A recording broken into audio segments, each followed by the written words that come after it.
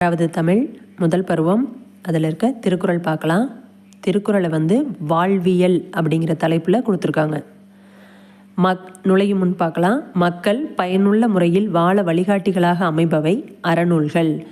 அறநூல்களில் உலக பொதுமறை என்று போற்றப்படும் சிறப்பு பெற்றது நம் திருக்குறள். திருக்குறளில் இல்லாத செய்திகளே இல்லை. 7 சொற்களில் மனிதர்களுக்கு அறத்தை கற்றுத்தரும் திருக்குறளை பயிலுவோம், வாழ்வில் பின்பற்றுவோம்.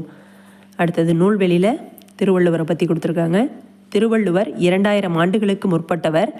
எக்காலத்துக்கும் பொருந்தும் வாழ்க்கை நெறிகளை வகுத்து கூறியுள்ளார். வான்புகழ் வள்ளுவர், தெய்வ புலவர், பொய்யில் புலவர் முதலிய பல சிறப்பு பெயர்கள் இவருக்கு உண்டு. திருக்குறள் அறத்துப்பால், பொருட்பால், இன்பத்துப்பால் என்னும் 3 பிரிவுகளை கொண்டது. 14 கீழ்கணக்கு நூல்களுள் ஒன்று. திருக்குறள் 133 அதிகாரங்களில் 1330 குறட்பாக்களை கொண்டுள்ளது. திருக்குறளில் இல்லாததும் இல்லை, சொல்லாததும் இல்லை என்னும் வகையில் சிறந்து விளங்குகிறது. திருக்குறளுக்கு உலக பொதுமறை, வாயுரை வாழ்த்து முதலிய பல சிறப்பு பெயர்கள் உண்டு.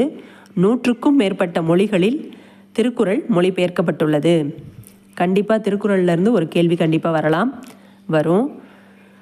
எப்படியெல்லாம் கேட்கலான்னா, திருக்குறளை பற்றி அதனுடைய அறத்துப்பால், பொருட்பால், இன்பத்துப்பால், அந்த அறத்துப்பாலில் எத்தனை, பொருட்பாலில் எத்தனை, இன்பத்துப்பாலில் எத்தனை, இதெல்லாம் நம்ம எல் கிளாஸில் வரும்போது டீட்டெயிலாக இருக்கும், அதை பார்த்துக்கலாம். 133 அதிகாரம், 1330 குறள், அப்புறம் உலக பொதுமறைன்னு சொல்கிறோம், வாயுரை வாழ்த்துன்னு சொல்கிறோம். திருவள்ளுவருக்கு வழங்குகிற வேறு பெயர்கள் அப்படின்னா வான்புகழ் வள்ளுவர், தெய்வ புலவர், பொய்யில் புலவர், இது மாதிரிலாம். 100க்கும் மேற்பட்ட மொழிகளில் மொழிபெயர்க்கப்பட்ட நூல் எது அப்படின்னா திருக்குறள். இப்போ இதிலேருந்து இந்த நூல் வெளியிலேருந்து கேள்விகள் கேட்கலாம். இல்லைன்னா ஒரு திருக்குறளை கொடுத்து அது எந்த அதிகாரத்திலேருந்து வந்தது அப்படிங்கிறத கேட்கலாம். திருக்குறளில் இருக்க ஒரு வார்த்தைக்கு டேஸ் கொடுத்து கேட்கலாம். மெயினாக முக்கியமாக எதிர்பார்க்கக்கூடிய ஒரு கேள்வி என்னென்னா, ஒரு திருக்குறள் கொடுத்து அந்த திருக்குறளில் வந்திருக்கிற அணி என்னன்னு கேட்குறாங்க. இது அந்தந்த திருக்குறளுக்கு கீழே அவங்களே கொடுத்துட்றாங்க, இந்த அணி வந்திருக்கு அப்படிங்கிறத. இந்த 10 குறள்களில் எந்த அணியும் வந்ததா இதில் குறிப்பிடலை.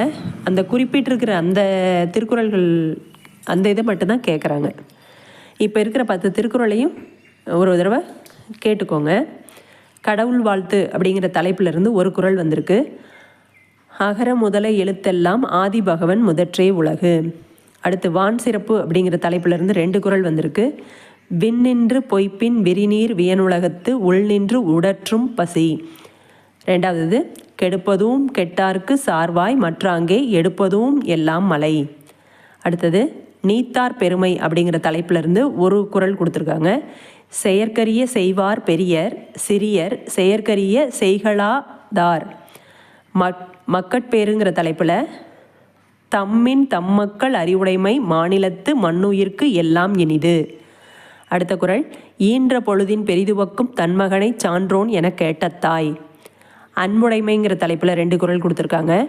அன்பிலார் எல்லாம் தமக்குரியர் அன்புடையார் என்பும் உரியர் பிறர்க்கு. அன்பின் வலியது உயிர்நிலை அக்திலார்க்கு என்பதோல் பொறுத்த உடம்பு. இனியவை கூறல் அப்படிங்கிற தலைப்பிலிருந்து பணிவுடையன் இன்சொல்லன ஆதல் ஒருவர்க்கு அணியல்ல மற்ற பிற.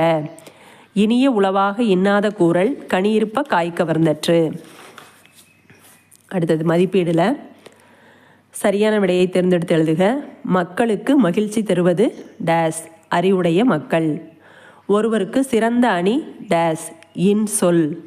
பொருத்தமான சொற்களை கொண்டு நிரப்புக. இனிய டேஸ் இன்னாத கூறல் கனியிருப்ப டேஸ் கவர்ந்தற்று. இனிய உளவாக இன்னாத கூறல் கனியிருப்ப காய் கவர்ந்தற்று. அன்பிலார் டேஸ் தமக்குரியர் அன்புடையார் டேஸ் உரியர் பிறர்க்கு. அன்பிலார் எல்லாம் தமக்குரியர் அன்புடையார் என்பும் உரியர் பிறர்க்கு.